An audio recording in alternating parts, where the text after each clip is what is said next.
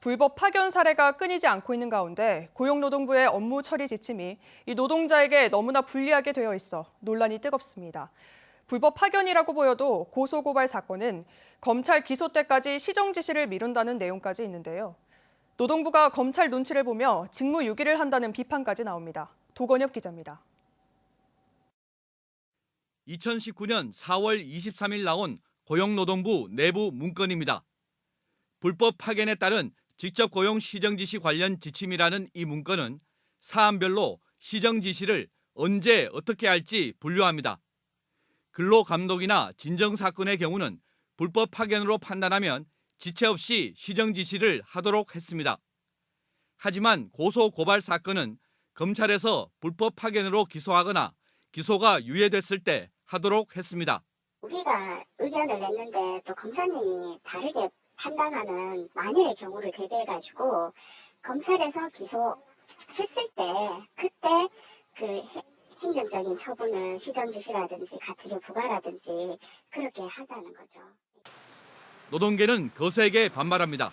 진정을 하고 근로감독을 해도 시정지시가 안 내려져서 고소 고발을 하는 건데 노동부가 대기업 봐주기 수사를 한다는 겁니다. 조사가 제대로 이루어지면 강제를 해야 되고 처벌해야 될 국가 기관들이 모두 다가 현대차 재벌 상대로 제대로 이거를 좀 강제하지 못하기 때문에 이런 범죄가 솜방망이 처벌만 되고. 문건은 또 근로감독과 고소고발 사건이 병행되는 경우에는 두 가지로 나누어 사안에 따라 개별적으로 판단하도록 했습니다.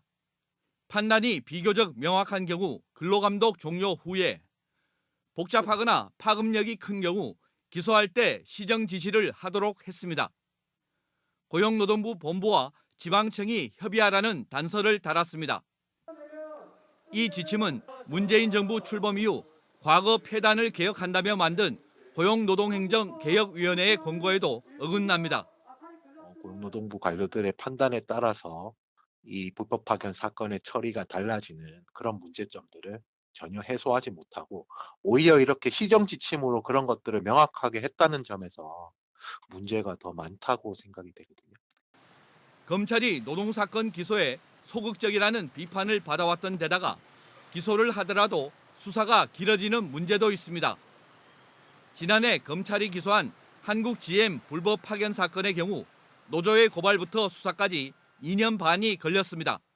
노동부가 법 위반에 대해서 정확히 자기 역할을 해야 그것이 오히려 이제 검찰이 그것을 판단하는 기준이 될 텐데 반대로 주무관청이 직무를 유기하고 검찰의 눈치를 보고 있다는 게 문제고요. 불법 파견의 형사처벌 절차와 별도로 시정 지시와 과태료 처분은 고용노동부의 고유 권한입니다. 노동계는 지침을 폐기하고 신속하고 투명하게 근로감독과 수사를 해줄 것을 촉구했습니다. MBC 뉴스 도건협입니다.